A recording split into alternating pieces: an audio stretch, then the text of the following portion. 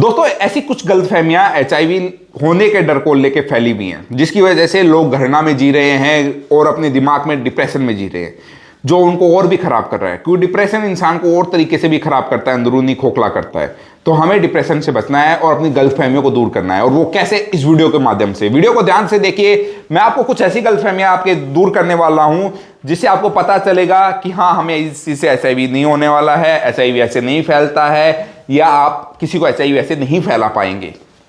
तो वीडियो बहुत नॉलेजेबल है, ध्यान से देखिएगा। वीडियो अच्छी है, चैनल को लाइक कीजिए, सब्सक्राइब कीजिए, और कुछ समझ नहीं आए कमेंट कीजिए, अपनी प्रॉब्लम के बारे में मुझे कमेंट करिए।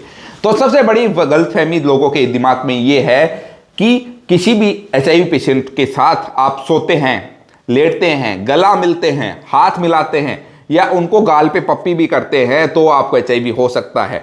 ये सबसे बड़ी गलतफहमी है आपकी। ऐसा नहीं होता है। आप उनके साथ सोएं, गाल मिलाएं, गाल से गाल मिलाएं, हाथ से हाथ मिलाएं, बाहों से बाहें मिलाएं, पप्पी लें गालों पे, मैं कहता हूं आपको एचआईवी नहीं होगा।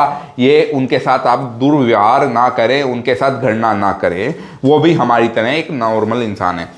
आप उनके साथ बैठकर खाना खाओ, खाना खाने से भी आपका, उनके हाथों को खाना खिलाओ, आप उनके मुंह से खाना खोस कर खाओ, आपको एचआईवी नहीं होगा। ये भी एक सच्चाई है, ठीक है। अब बात करते हैं सेक्स।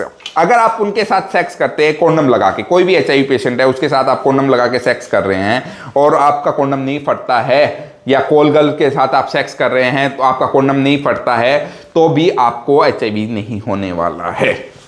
सबसे बड़ी बात। फिर तीसरा सबसे बड़ा का आप दिमाग में आता है कि हमने कोई एक बार सेक्स करने से, कोई एचआईवी पेशेंट के साथ एक बार सेक्स करने से, बिना प्रोटेक्शन के साथ हमने सेक्स किया है तो एचआईवी हो सकता है। बहुत कम चांसेज हैं, बहुत कम चांसेस हैं। आपको इस चीज़ का ज़्यादा सोचना नहीं है कि आपको एचआईवी होगा, ठीक है। ये भी आपको ध्यान रखना है। अब बहुत सारे लोगों को दिमाग में ये भी आता है कि हम एचआईवी पेशेंट के साथ शादी कर लें, तो वो नहीं करना है। ये आपको सोच के समझ के ही आपको अपना डिसीजन लेना है। डॉक्टर की सलाह लेकर ही आपको डिसीजन लेना है। अब मेरे पास कल एक पेशेंट आया, उसने कहा कि हमने एक एचआईवी पेशेंट के हाथ से एक नोट ले लिया, उसके हाथ से पानी पी लिया तो हमें एचआईवी होगा। नहीं होगा। ये आपके दिमाग की गलतफहमियां निकाल दीजिए। ऐसा एचआईवी नहीं होता है, फैलता ही नहीं है।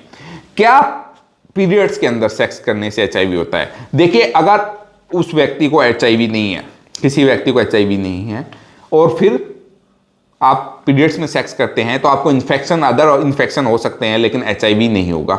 इस चीज़ को आपका ध्यान रखना है। एचआईवी ऐसे नहीं फैलता है दोस्तों। एचआईवी फैलने के लिए अगले को एचआईवी होना जरूरी है, आप उसके साथ सेक्स करना जरूरी है, आपका उसका ब्लड का ट्रांसफर होना जरूरी है, या कट लगकर ब्लड ट्रांसफर होना जरूरी है, तभी एचआईवी फैल सकता है। ऐसे एचआईवी नहीं फैल सकता। इस चीज़ का आपको ध्यान रखिए। आप कोंडम लगा के सेक्स करेंगे तो एचआईवी नहीं फैलेगा।